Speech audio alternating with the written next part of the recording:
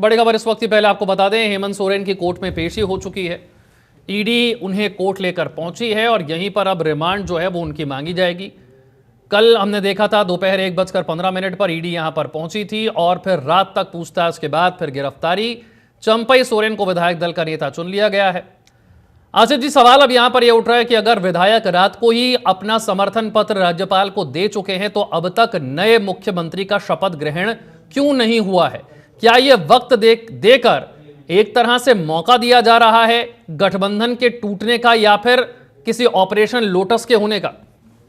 देखिए, बेशक कहीं ना कहीं से तमाम सवाल खड़े हो रहे हैं और सवाल खड़ा होने के पीछे सबसे बड़ा रीज़न ये है कि अभी आप सोचिए कि किस तरीके से झारखंड में संवैधानिक संकट उमड़ पड़ा है। क्योंकि साफ तौर पे आप देखिए 24 घंटे हो चुके हैं वहाँ, मतलब लगभग 24 घंटे होने को हैं जब बिना मुख्यमंत्री, बिना किसी प्रशासनिक अधिकारी या ये कह लें कि उच्च अधिकारी के बिना झारखंड सरकार है। तो साफ तौर पे मान के चलिए कि जब झारखंड के मुख्यमंत्री ने इस्तीफा दिया, नई सरकार के लिए इन लोगों ने जब समर्थन पत्र के साथ वहाँ पहुँचे राज्यपाल भवन, और जब नए सरकार के समर्थन पत्र भी दे दिया, तो ये उम्मीद जताई जा रही थी कि नए सरकार के गठन के लिए राज्यपाल की तरफ से कभी भी इन्विटेशन दिया जा सकता है।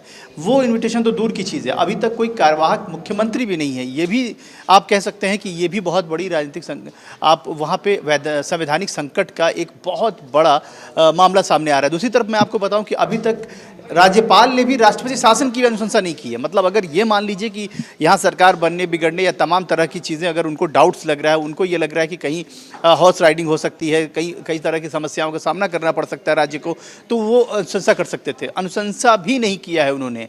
तो अभी आप कह सकते हैं कि कई घंटों से लगातार 24 घंटे होने को हैं और वो बिना किसी प्रशासनिक, बिना किसी आधिकारिक या कह लें कि संवैधानिक पद पर कोई भी शख्स विराजमान नहीं है इस वक्त झारखंड के। अब एक्विजिशन की बात करें, जो आपने कहा, बिल्कुल आप ठीक कह रहे हैं। देखिए, एक्विजिशन के बारे में अगर बात कर लें तो इस वक्त कहीं ना कहीं से जो झारखंड जेएमएम और कांग्रेस की सरकार है वो पूर्ण बहुमत की सरकार नजर आती है। वो 48 विधायकों वाली सरकार थी। अगर 48 विधायकों की मीटिंग अगर रात की बात कर ले, लास्ट नाइट की बात कर ले, तो उस वक्त भी 44 विधायक उनके साथ मौजूद थे।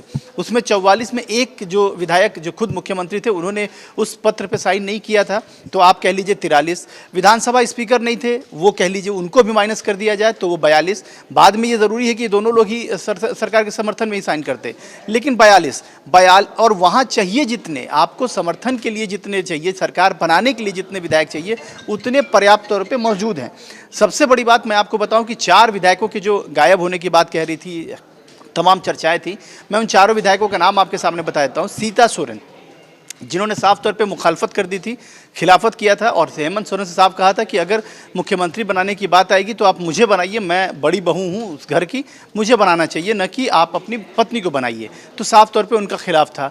दूसरा, वहाँ के विधायक हैं चमारा लिंडा, जो लगातार कई बार कई मसलों पर जितनी बैठकें रही हैं उससे वो नादारद रहे हैं।